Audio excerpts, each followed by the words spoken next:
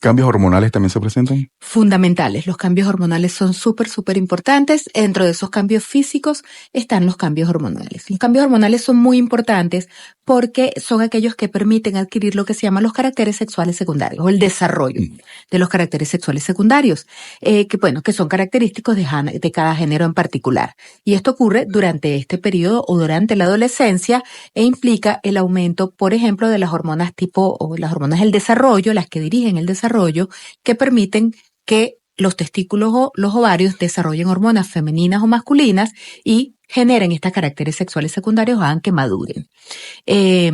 Hay otras hormonas que tienen efecto, no solamente una, sino que hay un cambio importante del todo el sistema endocrino durante la pubertad. Involucra las hormonas sexuales, la hormona de crecimiento, aumenta la insulina, cambia un poco la secreción de la hormona de la tiroides, de las hormonas tiroideas, no cambian, incrementan su producción para poder favorecer los cambios e inclusive el crecimiento físico en altura y peso que se observa a esta edad. ¿A qué edad comienza la pubertad? Y si hay diferencia entre varón y hembra. Sí hay diferencias entre varón y hembra. Hay unas edades establecidas que yo siempre le digo a los papás, esto es como un criterio estadístico, no es una norma absoluta, pero en general se considera en hembras normal un inicio puberal a partir de los 8 años. Y la edad máxima para inicio de pubertad o cambios puberales es 13, o sea, en la hembra va de 8 a 13. En los varones es un poquito más tardío. Inicia a los 9 en los varones y la edad más tardía para iniciar pubertad es 14. Esto no quiere decir que la pubertad va de los 9 a los 14 o de los 8 a los 13. Es la edad en la cual las caracteres sexuales iniciales pueden comenzar, porque además la pubertad tiene ritmos diferentes según el paciente, en el género y en el paciente. Entonces hay maduradores tempranos, hay maduradores promedio y maduradores tardíos. Los tempranos son esos que en niñas, por ejemplo, arrancan más cercano a los 8, los tardíos los que arrancan más cercano a los 3, o en los varones a los 9 a los 14. ¿Hay etapas en la pubertad? Sí, hay etapas en la pubertad. Respecto al anterior, también es importante destacar, no solamente que el inicio de la pubertad es diferente en varones y en hembras, sino que el tiempo puberal es un poquito más largo en los varones. Sí hay diferentes etapas. La pubertad se clasifica en 5 etapas. Hay unos estadios que se llaman los estadios de Tanner. Tanner es un investigador inglés que investigó enormemente toda la parte de la pubertad, y a él le debemos estas etapas. Se identifican 5 estadios diferentes. El estadio 1 es cuando no hay todavía cambios puberales, o sea, la etapa prepuberal sería el estadio 1. El estadio 2 es cuando hay inicio de los cambios puberales y el estadio 5 es cuando estos cambios puberales adquieren ya la característica del adulto. O sea, van 1, 2, 3, 4 y 5, siendo el 2 el inicio puberal y el 5 la finalización. El proceso completo tarda aproximadamente entre 4 y 5 años. Doctora, ¿cuándo se considera un retardo puberal? Sí, como hay límites normales para edades de inicio puberal, se considera un retardo puberal cuando una niña no ha tenido la aparición de caracteres sexuales secundarios después de esos 13 años. Debemos recordar, y es importante, que por ejemplo en hembras, el primer inicio de desarrollo, el primer cambio que nos anuncia el desarrollo es la presencia de botón mamario o telarquia, lo que popularmente conocemos como mamitas o teticas, pues. La aparición de este cambio es lo que inicia la pubertad o indica el inicio de la pubertad en el 85% de las niñas. Hay un 25% que puede arrancar con el segundo cambio más frecuente, que es la presencia de vellitos en la parte genital. La aparición o la falta de aparición de estos caracteres secundarios en una paciente o una jovencita mayor de 13 años nos habla de un retardo puberal. Por otro lado, tenemos en los varones, es un poco más complicado porque el primer cambio de desarrollo en el varón está dado por el aumento del tamaño del testículo, o sea, esa bolita o testículo que aumenta a más de 4 cc o mililitros, el que nos indica el inicio puberal en el varón. Como nadie vigila los testículos de tal manera o no se notan de manera tan evidente, pues siempre hay que estar pendiente con el pediatra de revisar esto. Si en el varón este cambio no ocurre luego de los 14, se habla de un retardo puberal. Al contrario, cuando hablamos de una pubertad precoz, que es mucho más frecuente, la aparición de caracteres sexuales secundarios antes de los 8 años en niñas o antes de los 9 años en los varones se considera precoz. Tal vez no anormal, pero sí al menos debe ser evaluado vigilado. ¿Y qué se considera anormal en la pubertad? ¿Cuál sería la diferencia entre precoz y tardío? Sí, los cambios precoces son aquellos que inician antes de tiempo. Si yo tengo una niñita, por ejemplo, de 6 o 7 años que tiene botón mamario o presencia de mamas y que progresivamente va a tener entonces el segundo cambio, que es la pubarquia o la aparición de vello púbico. Entre el primer cambio de desarrollo y la primera menstruación, en promedio pasan 2 años. Entonces, esta progresión antes de tiempo lleva a cambios físicos que no es que sean anormales per se, sino que están ocurriendo antes de las edades normales. ¿Cómo afecta esto a una niñita? Por ejemplo, al hacer los cambios, al tener cambios puberales antes, va a ser pico de crecimiento precoz, pero va a iniciar ese crecimiento rápido que caracteriza la pubertad con una talla más pequeña, por lo que al final se puede afectar su estatura final. Eso además de los cambios psicológicos, emocionales y sociales que conlleva que una niña muy pequeña, por ejemplo, tenga cambios físicos importantes. En el varón, como comento, la pubertad precoz es mucho más rara. Del 100 niños con pubertad precoz, más del 90% son hembras. Menos del 10% son varones. Pero ocurre lo mismo. Ocurren cambios físicos, los pacientes entonces tienen todos estos cambios antes a edades en las que no están preparados psicológicamente, puede afectar su crecimiento y evidentemente hace que socialmente sean distintos a sus pares y pertenecer al grupo en esta edad en esta etapa es importante. O sea, esas diferencias causan cambios psicológicos emocionales y en el caso de las niñitas a veces las exponen a situaciones sociales no tan adecuadas porque lucen mayores de lo que son, se ven muy, muy adultas para la edad, muy feminizadas y evidentemente a veces eso induce situaciones sociales no adecuadas. O sea, por todo esto es importante vivir la pubertad en todos nuestros niños. Y nosotros como padres, ¿cómo podemos afrontar todo esto? ¿Cuál sería la mejor manera de sobrellevar todo esto? Porque también hay cambios emocionales, cambios físicos, como lo menciono. ¿Cómo nosotros como padres podemos ayudar a que esta transición, porque esto va a ser una transición, sea de la mejor manera con el hijo, por ejemplo, en la escuela? Sí, definitivamente en las pubertades normales, sea en las normales y en las que no son, o sea, quiero decir, en las pubertades que ocurren a las edades típicas o en las que son precoces o prematuras, el cerebro del adolescente, el organismo del adolescente sufre un cambio importante y el cerebro es uno de los órganos que tiene cambios pero grandes durante este periodo. ¿Por qué? Pues por muchas razones, porque el cerebro va madurando y una vez que el cerebro madura van generándose cambios cerebrales que capacitan a ese adolescente a pasar de una conducta infantil más impulsiva, con menos control de emociones, con menos control de conductas, con un pensamiento más abstracto hacia un pensamiento más, digamos, más coordinado, un pensamiento que permite la toma de decisiones, va madurando la corteza prefrontal, las inhibiciones se hacen más notables. Entonces, hay un cambio cerebral que va influido por la edad, por la maduración cerebral, por las hormonas y por muchos otros factores. Por supuesto, esto entonces en el adolescente hace. Además, esta etapa es importante porque el adolescente está en ese momento en el cual se está probando a sí mismo con respecto a sus pares e incluso a sus padres o familia. Quieren tomar decisiones propias, tal vez no están tan preparados para muchas de ellas, desafían a los padres porque están probando límites. Pues evidentemente hay que tener mucha paciencia, hay que entender que el cerebro del adolescente es diferente, que no es un adulto chiquito, sino que tiene características propias.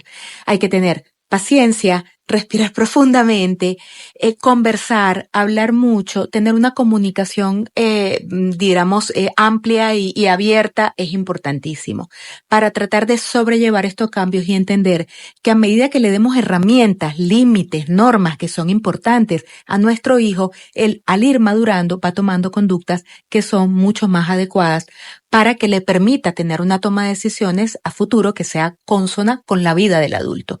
Pero sí, tener paciencia, pero por supuesto, y también no solamente, no ser permisivos, tener límites y normas, pero entender que también están en la etapa donde permitirle tomar decisiones es como una práctica a futuro. O sea, estar en ese punto intermedio no es fácil, pero la idea es darle espacio manteniendo límites y normas. ¿Esta transición hasta qué edad aproximadamente es? Eso varía muchísimo porque, por ejemplo, la OMS caracteriza la adolescencia hasta que el niño adolescente o prácticamente el adulto es capaz de tomar decisiones por su propio, que sí que depende de cada niño o de cada adolescente en particular. Algunos lo hacen, tienen una maduración más rápida. Se ha demostrado que las niñas, por ejemplo, tienen una maduración física más temprana, pero también emocional. Los varones tardan un poquito más y es muy individual en cada niño o niña porque depende de su personalidad y de muchos otros factores de la misma familia, etcétera. Entonces, pues cada cosa o cada niño y cada caso es totalmente diferente. Doctor, algunas preguntas que nos hacen a través de la mensajería. ¿Cómo son los primeros ciclos menstruales? Sí, la menstruación es uno de los cambios del desarrollo. Normalmente en la cultura popular, digamos de una manera, uno dice una niña se desarrolló porque hace su primera menstruación. Desde el punto de vista, digamos, médico, se llama menarquia. La menarquia es el nombre de la primera menstruación. La menarquia es uno de los cambios dentro de los cambios puberales. Entonces, en las niñas la pubertad empieza con cenitos, como unos 6 meses o un año después aparecen vellitos. Esto va progresando desde el primer cambio hacia la primera menstruación o menarquia, pasan 2 años. Entonces, en general se considera a nivel mundial que la edad mínima normal para tener menstruación por primera vez es 10 años. No es lo común, es lo mínimo que se podría considerar normal. En Venezuela, la mayoría de las niñas hace su primera menstruación a los 12 años y medio aproximadamente, ¿ok? Y la edad máxima es a los 15 años. ¿Cómo ocurren esos primeros ciclos menstruales? Como ese sistema que desde el cerebro controla a los ovarios para producir estos ciclos menstruales y que ocurran de manera regular, que por eso los llamamos reglas, porque vienen con cierta regularidad. Este sistema en las niñas durante la pubertad todavía está inmaduro, aunque ya hayan tenido su primera menstruación. Es bastante frecuente que en los primeros 2 o hasta 3 años, luego de esa primera menstruación, las reglas puedan ser un poquito irregulares, ¿ok? Entonces, normalmente no hablamos de irregularidades menstruales en una niña que no ha pasado por lo menos 2 años de esa primera menstruación. ¿Qué se considera regular? En general, un ciclo menstrual en una niñita o en un adolescente ya con una menstruación establecida debería ocurrir al menos entre cada 26 a 36 días. En adolescentes incluso se considera que entre 21 y 45 días. ¿Qué es esto? Esto es el ciclo menstrual. ¿Cómo se cuenta esto? Se cuenta desde el primer día que la niña tiene su menstruación hasta el primer día en que vuelve a venir. Ese periodo debería estar entre este número de días, entre este periodo de tiempo, ¿ok? De 21 a 45 en los adolescentes. Entonces, los 2 primeros años no es de preocuparse, pero si su niña ya tiene más de 2 años de haber menstruado, 2 años y medio, y las reglas pasan más de 46 días entre una menstruación y otra, o son demasiado frecuentes, pues eso se considera una irregularidad menstrual. Se llama polimenorrea cuando viene muy frecuente o oligomenorrea cuando tarda más de 45 días en venir. Y eso, pues entonces hay que vigilarlo. Pero generalmente uno da un plazo de espera, más o menos 2 años, para ver cómo se estabilizan. Y por supuesto es muy importante llevar control de esa menstruación, anotarla. Ahora en los teléfonos hay aplicaciones que permiten esto. Utilizar la aplicación y llevar ese control para saber cuál es el ritmo o el ciclo menstrual de mi niña e ir con esa información al médico si se considera necesario. Muy bien, tenemos otra pregunta a través de la mensajería. ¿La pubertad precoz puede ser causa de talla baja?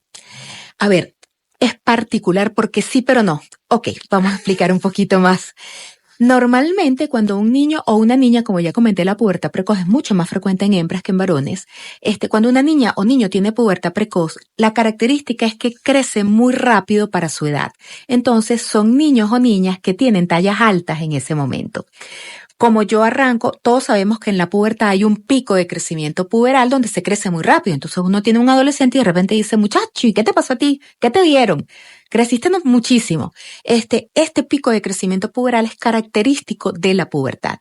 En las hembras ocurre más temprano en la pubertad y en los varones un poquito más tarde. Por eso, aunque de niños son más o menos iguales, en general los varones terminan siendo más altos que las hembras.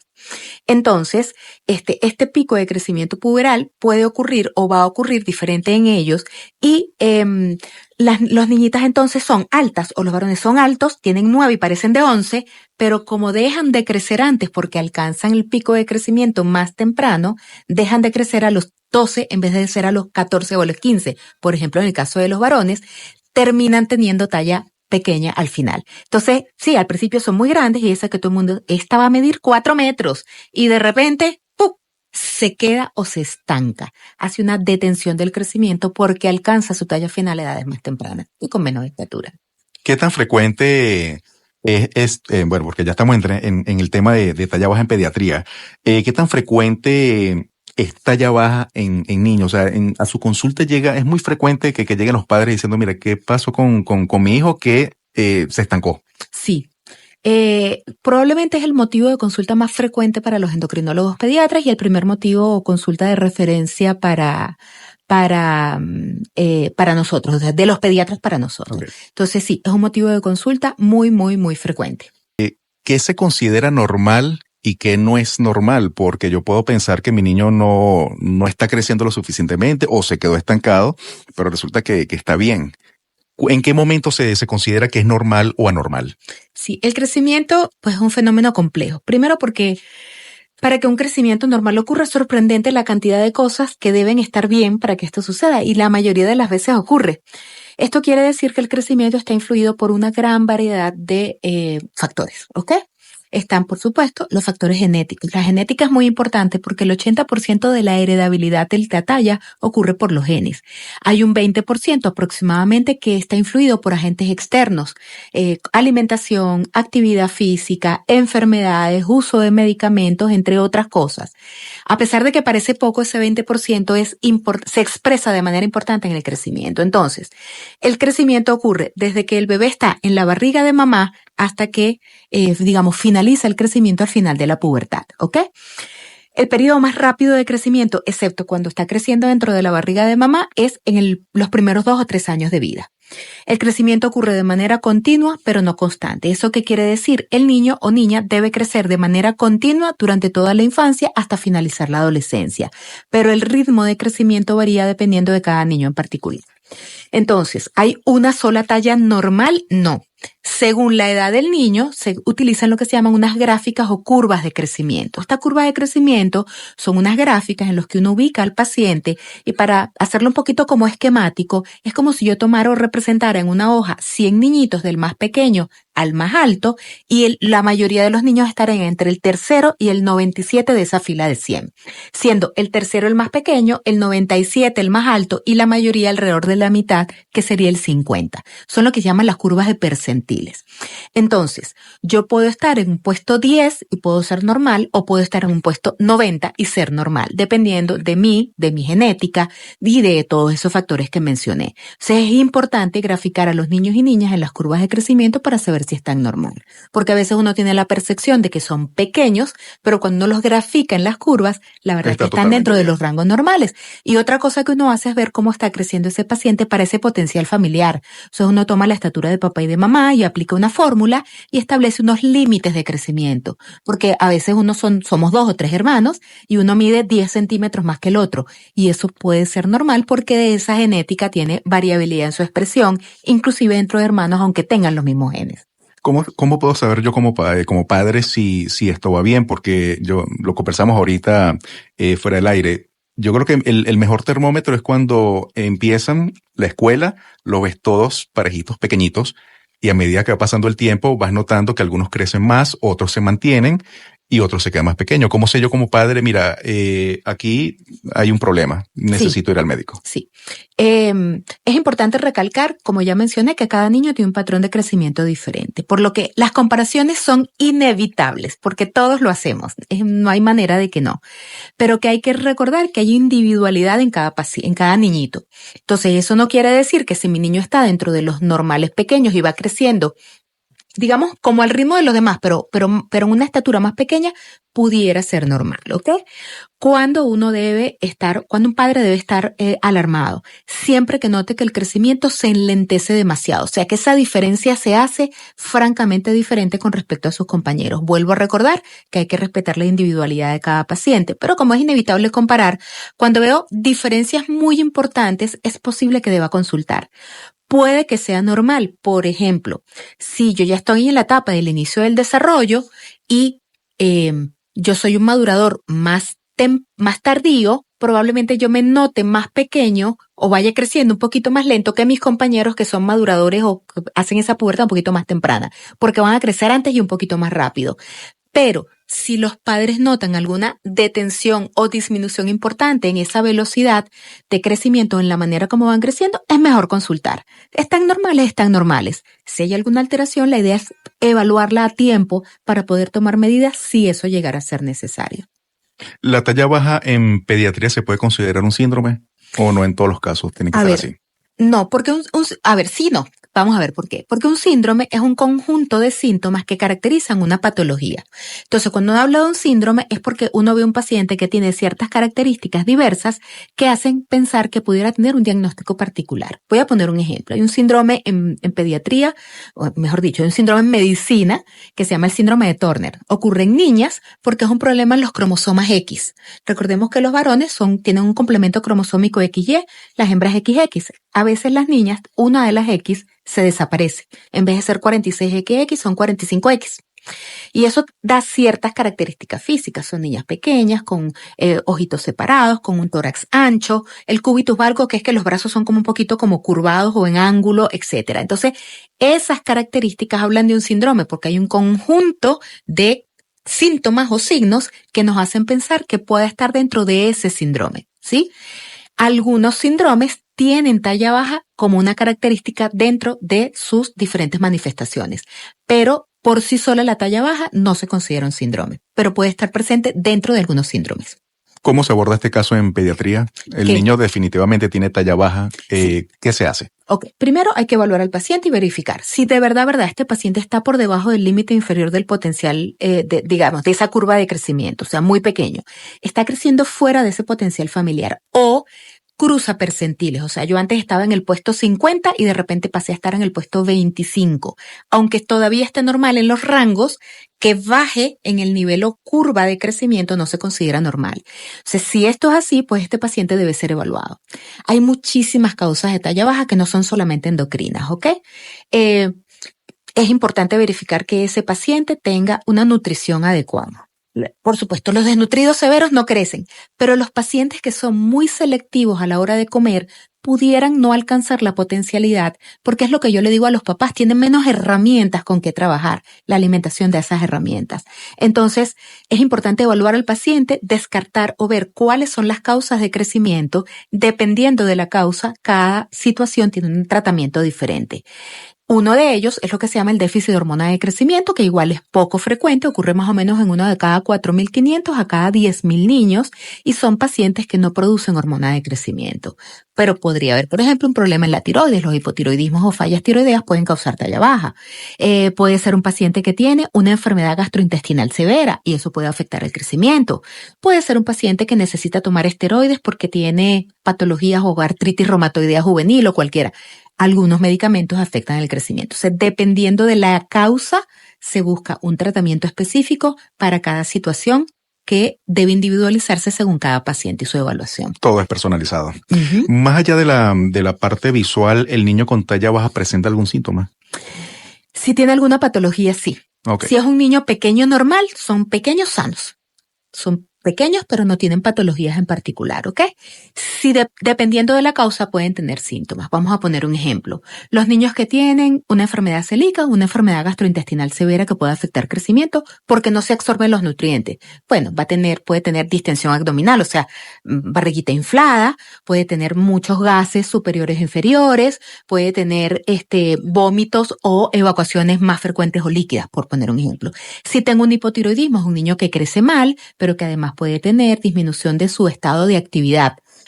La hormona tiroidea controla el metabolismo, entonces estos pacientes como tuvieran el motor enlentecido, se ponen lentos, duermen mucho, les cuesta concentrarse, hacen disminución de rendimiento escolar. Entonces, dependiendo de la situación, los síntomas pueden variar y eso ayuda mucho a orientar las posibles causas de talla baja si uno realmente tiene un paciente con esta situación. Doctora, tenemos varias preguntas a través de la mensajería que nos preguntan qué deportes le puede ayudar a crecer a mi hijo. Sí, la actividad física es súper importante en el crecimiento, definitivamente sí. La práctica de actividad deportiva permite la acción del mismo trabajo muscular, incluso sobre el hueso, y de esta manera favorece que se logre cumplir de mejor manera ese potencial genético. Pero no hay deportes que hagan a la gente o a los niñitos crecer más de lo que tienen destinado a crecer. Es muy común que me digan, ¿y si lo pongo a jugar básquet? Pues los ejercicios de estiramiento ayudan a alcanzar la potencialidad, pero no van a hacer que el paciente o que el niñito crezca más de lo que su potencialidad genética le da, ¿ok? Entonces, la práctica de actividad física es importante, que sea regular, que sea continua, no solamente para el crecimiento, sino porque el deporte ofrece una enorme cantidad de beneficios metabólicos, cardiovasculares en el crecimiento, ayuda a potencializar el trabajo en equipo, aprenden a ganar y a perder, o sea, tienen una enorme cantidad de beneficios que van más allá del crecimiento, y la práctica deportiva continua y constante favorece un patrón de crecimiento más adecuado. Pero no hay deportes que hagan crecer a los niños más de lo que tienen destinado a crecer. Se quisiera, pero no se puede. Ojalá que fuese, pero no es así. Aquí también nos preguntan, una mamá, si yo tuve pubertad temprana, mi hija también tendrá pubertad precoz. Sí, hay que distinguir un poquito la pubertad temprana de la pubertad precoz. La diferencia básicamente es que lo temprano son esas niñitas o niñitos que empiezan a edades normales, pero cercanas al límite inferior, por ejemplo, en las hembras de 8. La precoz es cuando los cambios ocurren antes de los 8. Hay un patrón familiar, sí. Ahora se ha demostrado que hay una cantidad importante de genes que dirigen cómo se expresan ciertas proteínas que favorecen que esa pubertad inicie, ¿ok? Y si en mi familia hay un patrón de maduración precoz o temprano, es probable que mi hija pudiera tener un patrón similar porque hay un factor genético importante, que sí que hay que estar pendiente y vigilar el inicio puberal en estas pacientes. Es importante recalcar que los niñitos no van a control pediátrico hasta los 5 años cuando cumplen las vacunas, sino que después de eso deberían ir al control al menos una vez al año para vigilar el crecimiento y la pubertad y que ocurre a edades normales. Nos preguntan a través de la mensajería qué se recomienda para retardar la pubertad, pero ¿en qué momento se necesita retardar la pubertad? Sí, la pubertad, recordemos que es un fenómeno normal. Todos los humanos debemos pasar por la pubertad y lo anormal es no tener cambios puberales. Tener cambios puberales es normal. Cuando se detiene o se trata de retrasar la pubertad con medicamentos, solamente en aquellos pacientes que tienen un diagnóstico firme de pubertad precoz. Entonces, es importante porque a veces nos llegan pacientes con tratamientos para frenar pubertad, pero que están dentro de límites normales. Niñitas con 11, 12 años iniciando medicación para pubertad precoz. Si es una edad normal de desarrollarse, no deberían tener o iniciar medicación en ese momento, ¿ok? Entonces, solamente en pacientes que tienen pubertades antes de los 8 en hembras o antes de los 9 en varones que se catalogan como pubertades precoces. Esos son los únicos pacientes que tienen indicación, porque hay un mito de que los medicamentos que se utilizan para frenar pubertad van a prolongar el tiempo de crecimiento y eso no es así. Cuando yo lo utilizo en pubertad precoz, trato de que no afecte el crecimiento, pero no es para hacerlos crecer más. Muy bien, aquí nos preguntan qué alimentos y ejercicios influyen en que la pubertad comience de manera más temprana o tardía. Sí, es importante porque la obesidad es una causa de pubertad precoz, ¿ok? Entonces, la alimentación debe ser sana y balanceada. No hay ningún alimento en particular que favorezca o no, pero tener una dieta sana y balanceada es importante porque el sobrepeso o obesidad tiene una relación firme e importante con la posibilidad de hacer un desarrollo precoz. Que sí que es importante vigilar a esas niñas con pesitos altos el inicio puberal. Aquí también preguntan, ¿los niños que hacen más deporte retrasan la pubertad? Depende. Hay algunos deportes en los cuales esto pudiera ocurrir, sobre todo cuando hay dietas bastante, digamos, estrictas o restrictivas. Niñitas de repente para poner ejemplos, en gimnasia o en ballet. Hay que tener cuidado que estas niñitas tienen que tener una dieta sana y balanceada. Si hay pubertades, si hay dietas muy restrictivas con poca masa grasa, eso pudiera retardar la pubertad y hay que tener cuidado con estas pacientes. Aquí preguntan qué estudios debo estar atento. Bueno, los estudios deben ser indicados por el médico, porque no todos los pacientes requieren estudios. Si un niño está normal, no tiene ningún sentido ponerle o iniciar estudios, pedir exámenes, radiografías, tomografías o resonancias, si es un paciente sano. Sí, es importante que los estudios estén dirigidos por el médico adecuado, que permita hacer los que son adecuados, correctos y necesarios. Una última pregunta, ¿a qué consulta debemos ir? Me imagino que a qué especialista debemos acudir inicialmente. ¿Con pubertad o con crecimiento? General, Okay. no específico. Bien, primero el pediatra siempre es el que debería guiar el tren, pues. Debería ser el director de orquesta, debería ser el pediatra. Una vez que el pediatra orienta, dependiendo de las características o signos, pudiera ser el endocrino, el nefrólogo o, por ejemplo, el gastroenterólogo. O sea, depende de lo que sugieran los síntomas y signos que acompañan, aunque generalmente el que primariamente evalúa tallas bajas somos los endocrinólogos pediatras, pero también depende del paciente.